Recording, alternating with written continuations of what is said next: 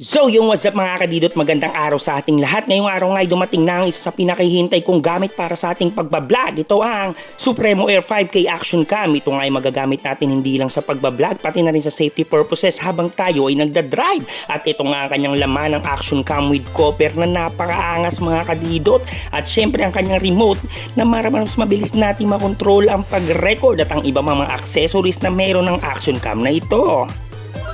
Ito nga pala ang itsura ng kanyang cam without the cover. Grabing solid to mga kadidot. At para malaman natin kung maganda ang performance nitong camera na ito ay ano pa bang dapat gawin?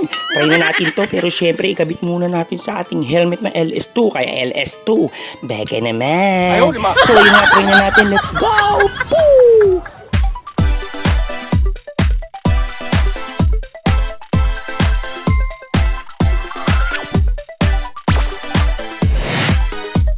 Aba, grabe nga ang solid din naman ng camera na ito. Pwede na sa kanyang presyo dahil sa napakamurang halaga na 2,999 pesos ay sulit na. O, diba? Sangkap pa. At grabe nga rin ang stabilization nito. Hindi maalog. Parang jowa mo, no? Parang jowa mong may kalog. Ahay! Joke lang po. Pero overall performance for me is good. Kaya feel ko na magagamit natin ito ng maayos para sa ating mga susunod na vlogs. Alright. At hanggang dito na lang mga kadito. Hanggang sa mga susunod na videos. Paalam!